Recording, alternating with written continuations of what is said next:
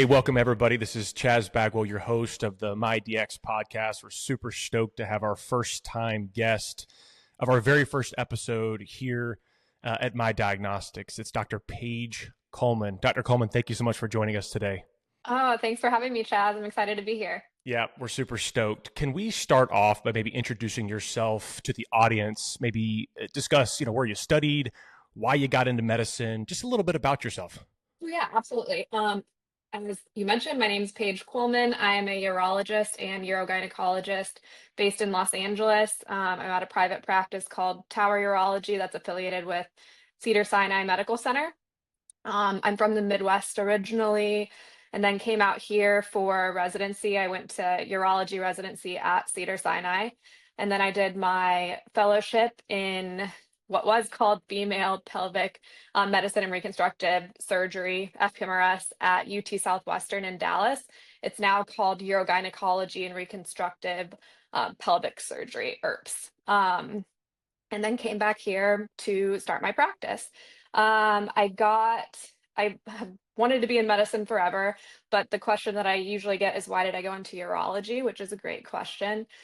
Um, it initially was because urology is like one of the most down-to-earth, fun surgical specialties that there is.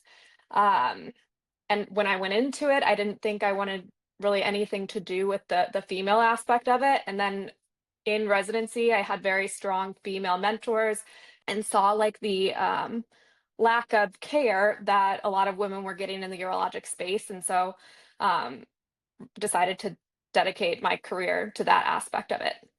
Yeah, that's great. And maybe touch on, for the audience who doesn't know, the difference in a urologist and a urogynecologist. What is the focus of that patient base? So urologists deal with anything involving the urinary tract. So that people usually think of urology like a men-dominated field, and it is. Like, it's dealing with any kind of issues with the prostate, testicles, but then it's also anything involving the bladder, kidneys, which men and women have. But then urogynecology is more focused on the female side of urology. So any kind of voiding issues, prolapse issues, recurrent UTIs, sexual issues, things like that. Yeah, that's a great clarification. I think a perfect segue into, really the gist of our conversation today. Can you maybe start, from your perspective and your subject matter expertise, just think about talking to an audience that may not be that familiar with a urinary tract infection. What is it? Why is it so prevalent? Why does it impact women the way that it does? Just educate us. Okay, just in general, UTIs, little crash course here. So urinary tract infections are one of the most common complaints that we see as urologists, and particularly female urologists, because they tend to impact women more than men. Um, in the data shows that at least 60% of women in their lifetime will experience one urinary tract infection. About half of those will have more than one episode, and then about half of those will have multiple recurrent episodes. And what I mean when I say a UTI is bacterial overgrowth in the bladder that causes symptoms. And the normal symptoms that people complain of are burning when you pee. So that's like the biggest one. It's called dysuria. And then other things that can happen, you can have urinary urgency, frequency, having to go all the time. You can see blood in your urine. Um, yeah, so that's the typical symptoms. And then there are a host of other things once you get kind of more complicated, if you have a more complicated infection. And the reason, I think you asked about why it's happening so much to women. And the reason for that is the difference in anatomy of the urethra, which is the tube that we pee out of. So if you think about the male urethra, it goes all the way from the bladder through the penis out. So it's long. For women, it's only about 4 centimeters from the bladder to the opening of the urethra, which is at the top of the vaginal introitus, or vaginal opening. And so bacteria is more likely to be able to travel that 4 centimeter distance than for a male urethra. And it's in close proximity to sources of bacteria. The vagina and then the anus are much closer to that urethral opening in women than they are in men. Yeah, it's a staggering number you've called out. So then would you say that the kind of widely accepted number of 15 million women a year are affected by UTI from a recurrent or chronic perspective, based on the data you've just shared, that's an understated number, is it not? I mean, doing the math, it sounds like that's an understated number. Yeah. Right. And it seems like it's also growing. Let's touch on men to your point. So I know they're more prevalent in women, as you've just called out. We now understand the differences in anatomy, but I've seen a rising number, at least in the laboratory, of men getting UTIs. Why is that? Um, I'm not sure about why there'd be a rising number. But I mean, by definition, if a man gets a urinary tract infection, then it's considered complicated. Um, but I guess risk factors for men include any kind of like sexual partner, like sex issues. And then for older men, it can be issues with your prostate, um, issues with like a neurogenic bladder. So there are different factors kind of involved in why a man would get a urinary tract infection compared to a female. Okay. Let's get into symptomology. I know you've called out maybe the burning when you pee is kind of the most common or most commonly stated. Are there symptoms that present themselves where a female may not realize it's a UTI that might be a little quirky or what they believe to be unrelated? You can have that happen. By definition, for an uncomplicated urinary tract infection in a woman, dysuria is the predominant symptom in like 90% of people. But you can have like suprapubic discomfort. So if you have like pressure in your lower abdomen, that can be kind of a sign of infection. Or um, a lot of people will say that they have a UTI when they get like cloudy or smelly urine, but that's not necessarily, if it's not causing pain, urgency, frequency, then that's not necessarily what we call a urinary tract infection. And the definition of complicated versus uncomplicated is what for our audience? Okay, so uncomplicated is having bacteria in the urine with symptoms without any other like genitourinary um, malformations. So if you have any kind of genitourinary issue, like um, horseshoe kidney, hydronephrosis, a kidney stone, urethral diverticulum, any kind of anatomic abnormality that causes it to be complicated. And then if you have like a multi-drug resistant bacteria that's growing, which I think we'll probably get into that a little more later, that automatically causes it to be complicated as well. Yeah, that's a good point there. We will dive into that. Let's talk about these patients who are chronic or recurrent. How many UTIs does a female need to have in a calendar year to be considered recurrent? So the definition for recurrent UTIs is either having two symptomatic culture proven episodes in 6 months or three in a year. So that's the definition of having recurrent urinary tract infections. Mm. And coming from, to your point, the culture being the diagnostic that's basically deemed the gold standard in today's healthcare approach, correct?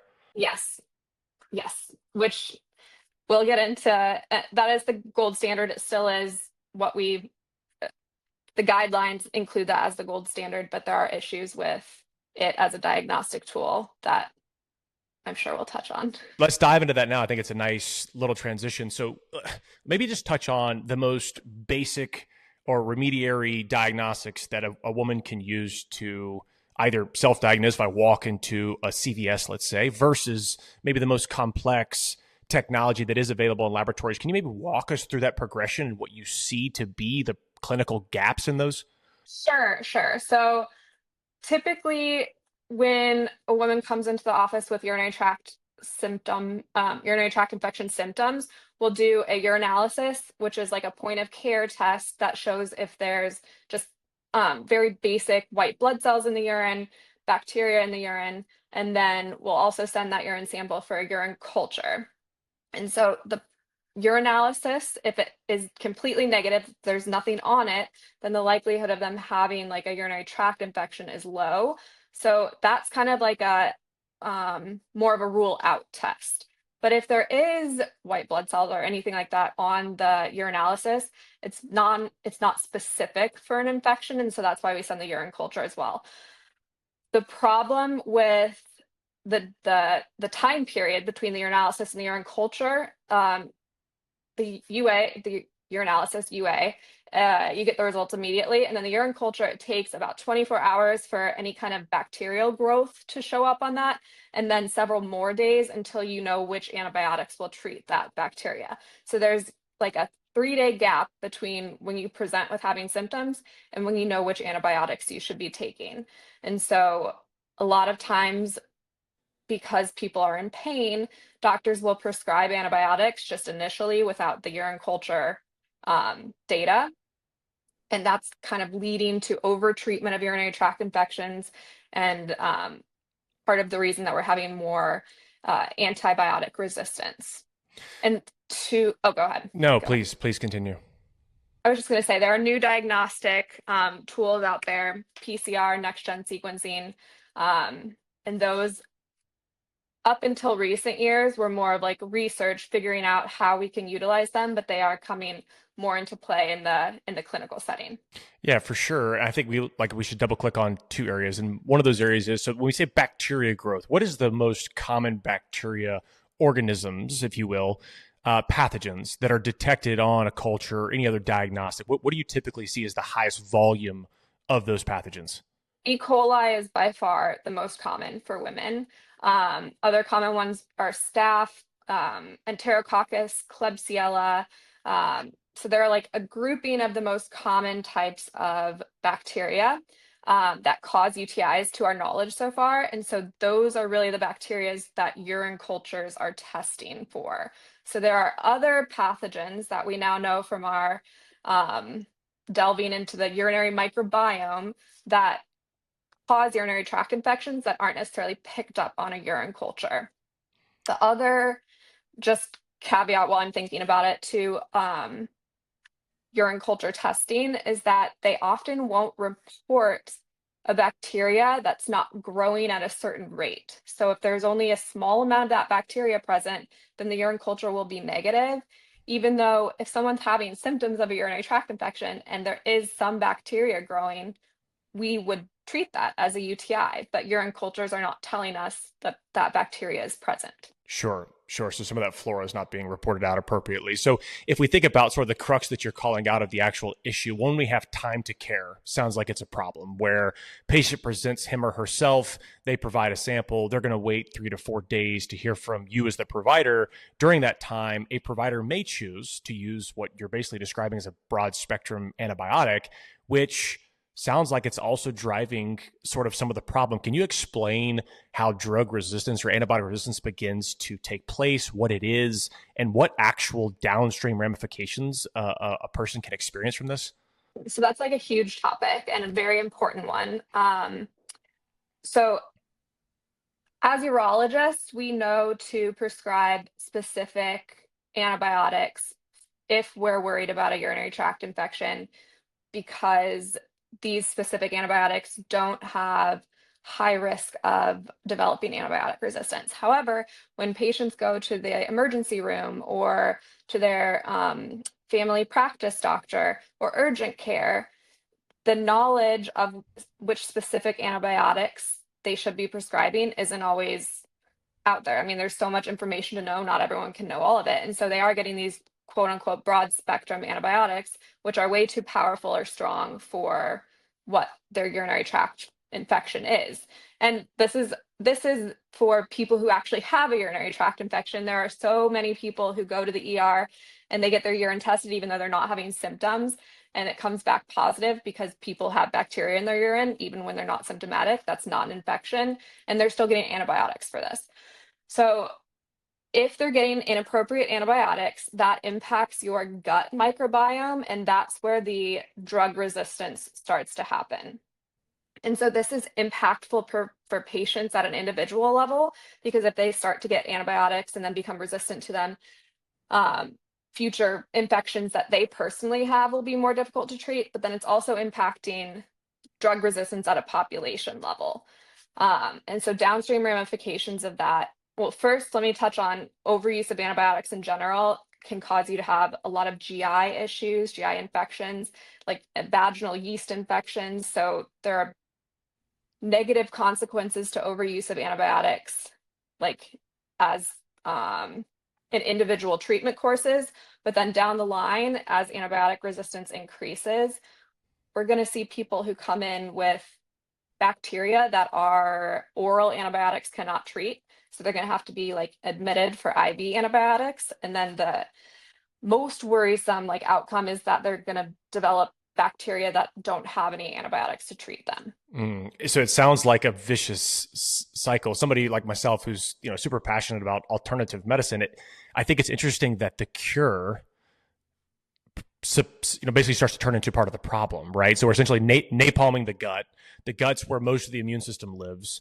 We kill all the good and the bad in some cases and doing more harm than good. So this patient now, is this not also the type of patient that begins to have problems and potentially can become recurrent? Because you would think the body sees an E. coli infection, can pretty easily take care of something like that in a healthy immune system. But then as we begin to get antibiotics, both for related to UPI problems and not, then here we go down this snowball effect, right? Is that what's taking place? Yeah, definitely. And you mentioned something in there that just triggered this thought, like using antibiotics inappropriately, especially for patients who come in, and like an example is interstitial cystitis, is bladder pain syndrome. And this is very, very frequently misdiagnosed as having recurrent UTIs. And so patients will be prescribed multiple courses of antibiotics. Their symptoms may or may not improve slightly while they're on the course of antibiotics, and then they come back afterwards and their symptoms are back and they get another course of antibiotics, et cetera, et cetera.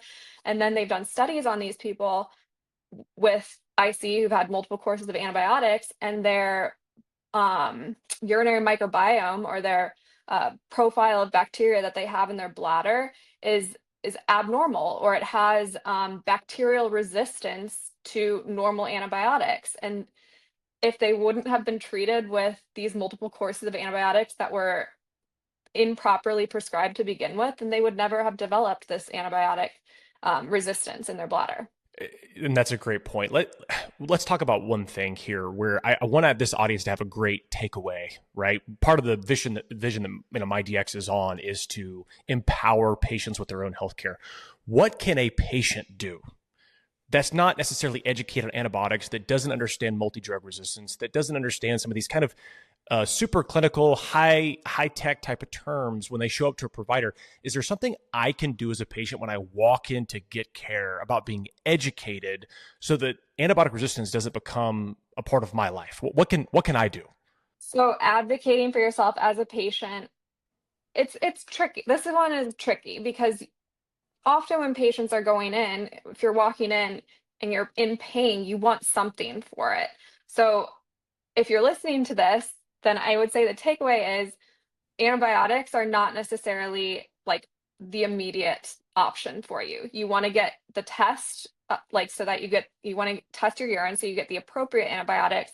But then if it's possible, you can also take things like pyridium or azo that control the symptoms instead of just jumping straight to antibiotics. So if you go into your doctor, you should have something called like informed decision making, and where you have this conversation with your doctor, and they should be discussing this with you, but you can also bring it up that you don't want to just jump into multiple courses of antibiotics, that you're willing to try increased water intake and azo while you're waiting for these results to come back.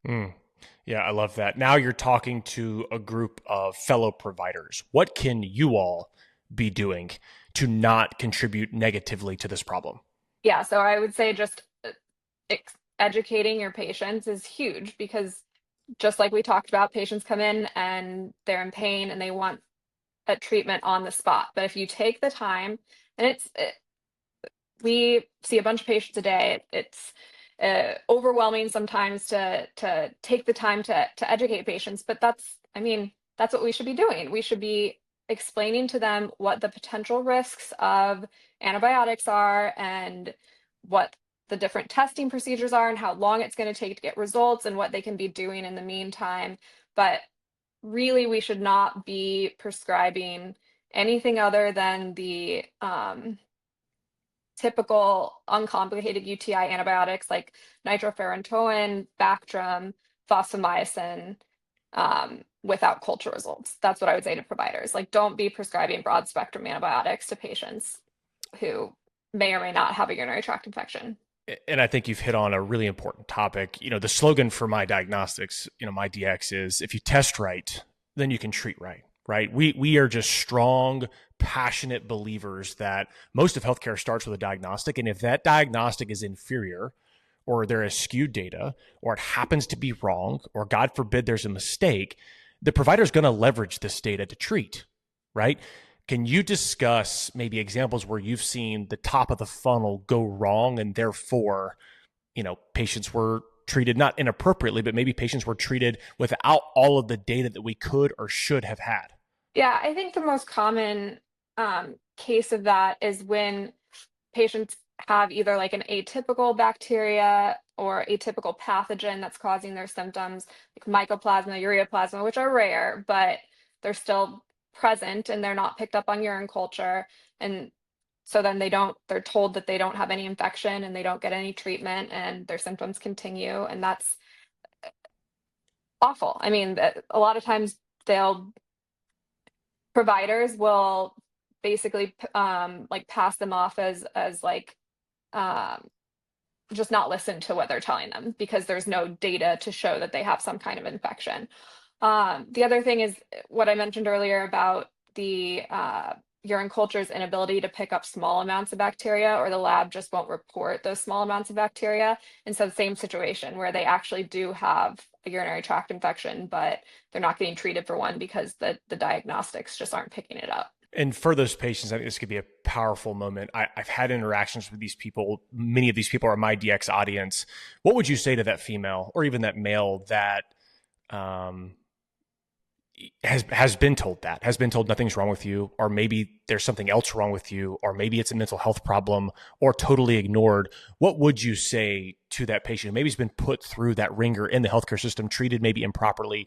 Do you have any comments for that individual?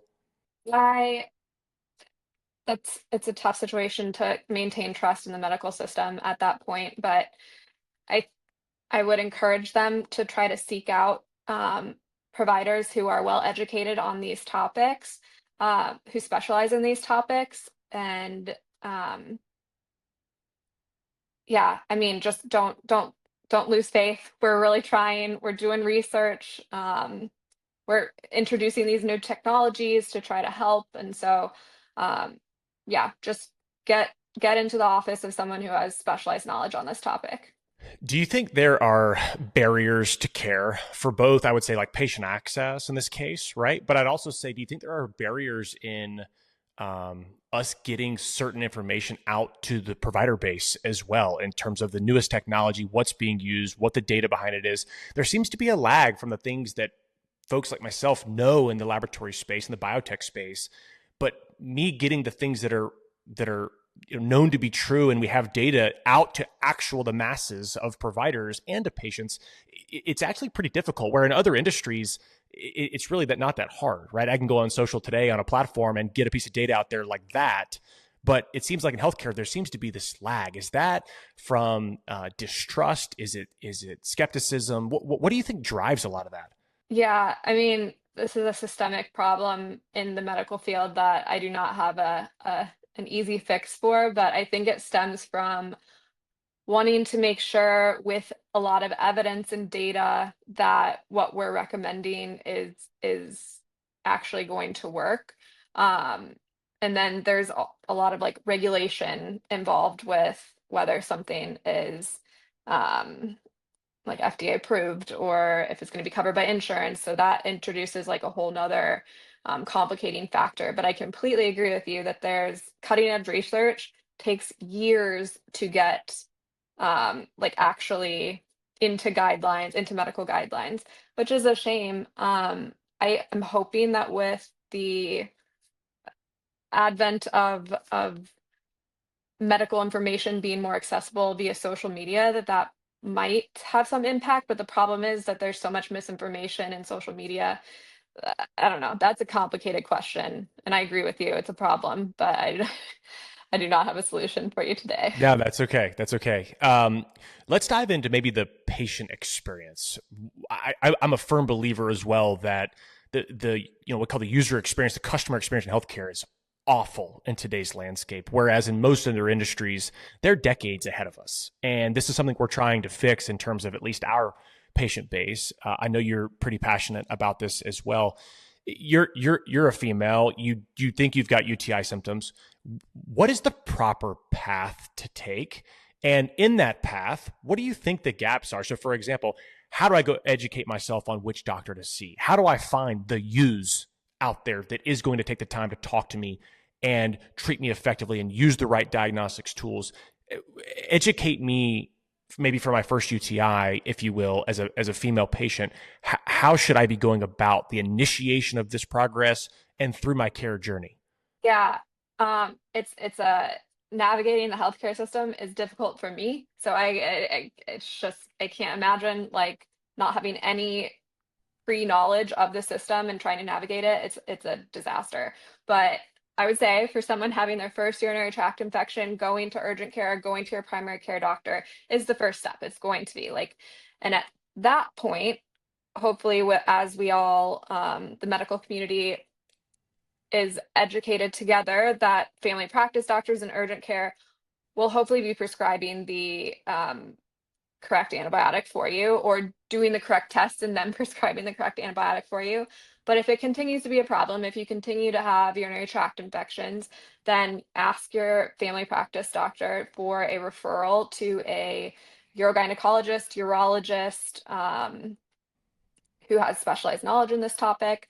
I mean, you can Google it. So anyone who's a urologist should know about urinary tract infections, but specifically urogynecologists or someone who has a fellowship in urogynecology, female pelvic health, is like really the most specialized person that you can get to. And the patients who you see every day, um, what is their opinion of today's kind of healthcare patient journey? So at this point, I've potentially been to urgent care. Maybe I even went to a box store, picked up a test strip of some sort. Then it got worse, and then I went to urgent care. Then I spent several days, maybe weeks, trying to treat. Then I asked for the referral. Meanwhile, I still feel sick potentially. Then they finally get to show up. I don't know how long your wait time is to see you. I'm assuming it's weeks. I mean, are they frustrated when they get to you? Are they skeptical? Are they mad? Are they happy to see you? I mean, what is the kind of overwhelming opinion of these patients? People with, as someone who's had urinary tract infections and patients who have had urinary tract infections, it is absolutely miserable because you're symptomatic, and then like you were saying, it's not like you can call and get an appointment immediately with a provider. You usually have to go through multiple steps to get to the person that you need to see, and it's it's a very frustrating process.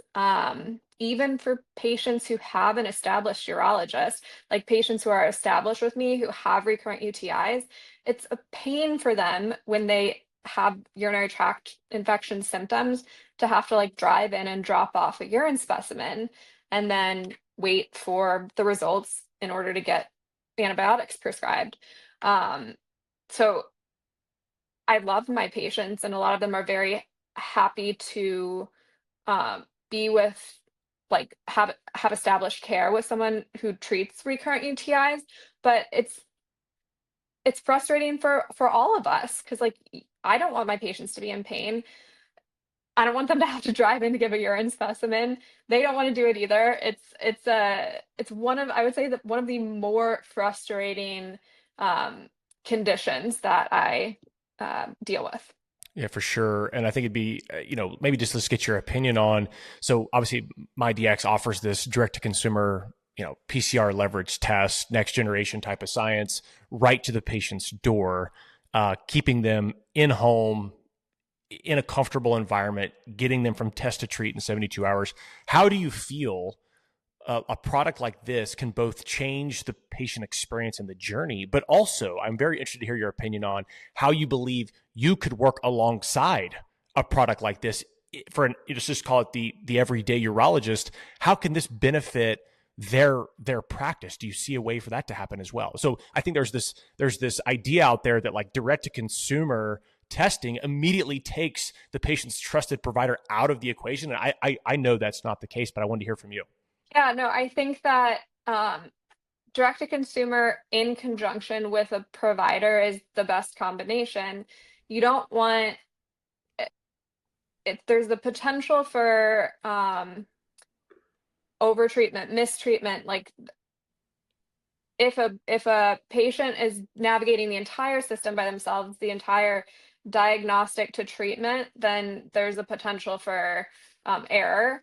But if you have a provider involved along with the ease of at-home diagnostics, then I think it relieves the burden off of providers having to accommodate urine samples coming in and sending them out and sending antibiotics.